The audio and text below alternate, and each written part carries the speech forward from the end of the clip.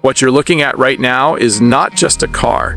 It's a moving statement of American confidence, a rolling declaration from an era when size meant status, chrome meant power, and freedom was measured in cubic inches and open sky. This is the 1968 Chevrolet Impala Convertible, and when you hear that name spoken correctly, slowly with respect, you understand why it still carries weight more than half a century later. Close your eyes for a moment and imagine the world it was born into. America in 1968 was loud, ambitious, and unapologetically bold. Muscle cars were flexing their dominance, luxury cruisers ruled the boulevards, and Chevrolet stood at the very center of it all. The Impala wasn't a niche offering, it wasn't trying to prove anything. It already knew exactly what it was. The best-selling full-size car in America, refined, powerful, and unmistakably prestigious. And in convertible form, it became something even more intoxicating. This car stretches long and low, its silhouette flowing like liquid steel. The front end wears that unmistakable 1968 Chevrolet face with a wide, confident grille that feels more architectural than decorative. Quad headlights sit proudly, framed by chrome that catches light like jewelry under a showroom spotlight. The hood seems endless, a statement of intent that says something serious lies beneath it.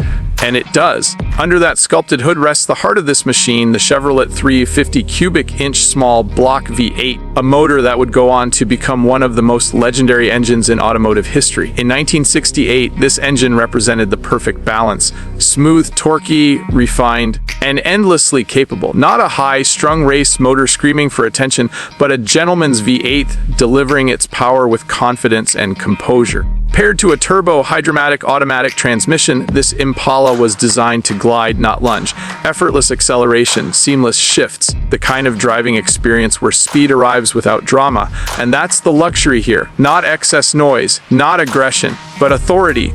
Drop the top, and suddenly the Impala transforms, the horizon opens up, the sky becomes part of the cabin, and the car shifts from elegant cruiser to rolling dream. The proportions make even modern vehicles feel timid, doors that feel substantial in your hand, a windshield that frames the road like a panoramic cinema screen. This is not a cockpit, it's a lounge. Step inside and you're greeted by an interior that speaks a language modern cars have forgotten. Broad bench seats upholstered in rich vinyl or optional cloth, designed for comfort over hours, not minutes.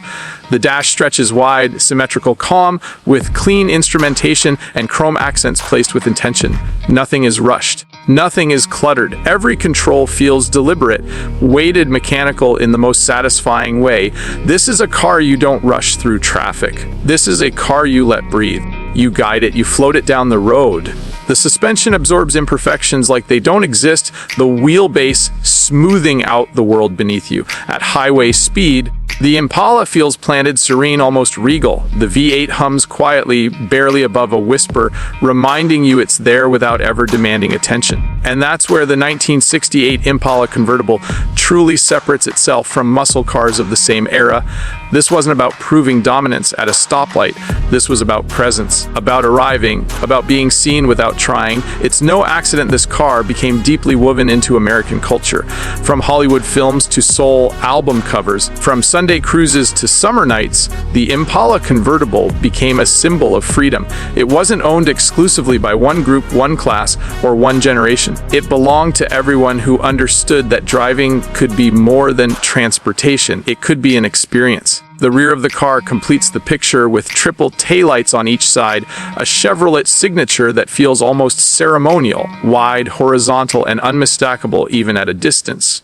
The chrome bumper wraps around with confidence, mirroring the front and framing the car like a final signature on a masterpiece. And let's talk about scale. Modern cars have grown, but they've lost elegance in the process. The 1968 Impala wears its size with grace. Every inch feels purposeful.